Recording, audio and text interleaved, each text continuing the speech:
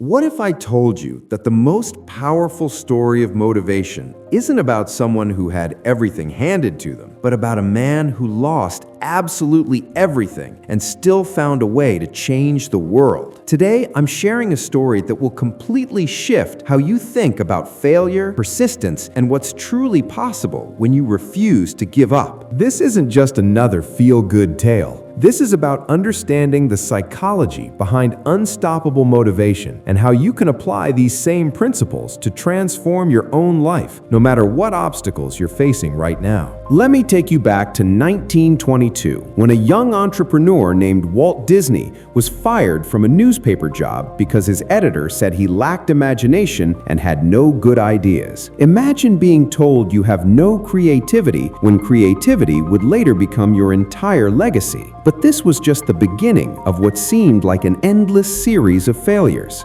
Disney started his first animation company called Laugh-O-Gram Studio in Kansas City. He poured his heart, soul, and every dollar he had into this venture. The company went bankrupt within 2 years. Not only did he lose his business, but he was so broke that he was literally eating dog food to survive and sleeping in his office because he couldn't afford rent. Most people would have given up right there. Most people would have said, "This is a sign that maybe animation isn't for me." But here's where the story gets interesting and where we start to understand what separates ordinary people from extraordinary ones. Disney didn't see this failure as the end of his story. He saw it as expensive education. He packed his few belongings into a cardboard suitcase, bought a one-way train ticket to Hollywood with his last $40, and started over from absolute zero. In Hollywood, Disney faced rejection after rejection. Studios told him his ideas were too weird,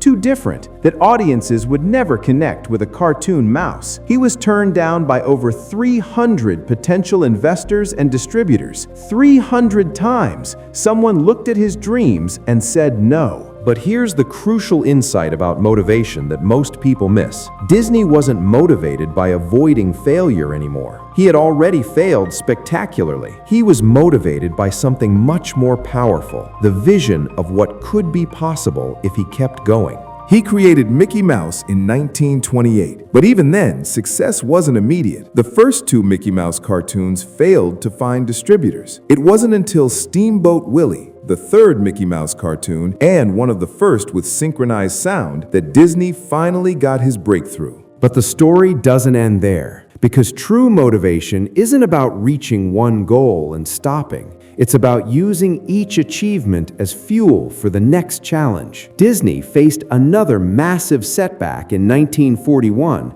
when his animators went on strike and his studio nearly collapsed again. World War II disrupted his international markets. Critics said his idea for feature-length animated films would never work. When he proposed Snow White and the Seven Dwarfs, Hollywood called it Disney's folly, predicting it would bankrupt his company. Instead, Snow White became the highest-grossing film of its time and established Disney as a major force in entertainment. But even then, Disney wasn't satisfied. He had an even bigger vision. In the 1950s, Disney had this crazy idea about creating a theme park unlike anything the world had ever seen. Not just rides, but an entire immersive experience. Banks refused to lend him money. Business advisors said it would never work. Even his own brother and business partner had serious doubts. Disney mortgaged everything he owned, sold his life insurance policy, and borrowed against his future earnings to fund Disneyland. He was betting everything on a vision that existed only in his imagination. When Disneyland opened in 1955,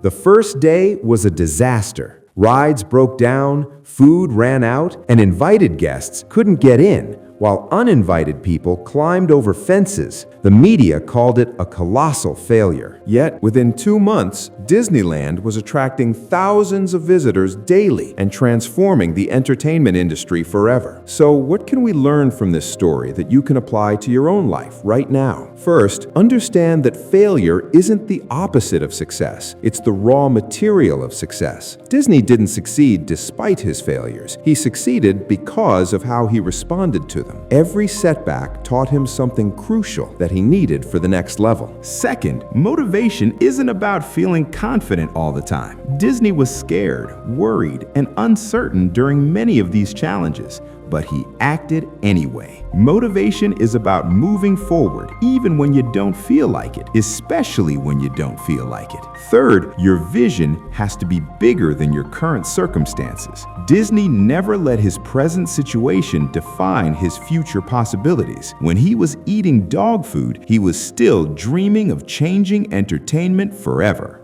Fourth, rejection is redirection, not rejection. Those 300 no's weren't the universe telling Disney to give up. They were directing him toward the right people at the right time. Here's what I want you to do right now. Think about the dream or goal you've been putting off because you're afraid of failing. What if that fear is actually a compass pointing toward what matters most to you?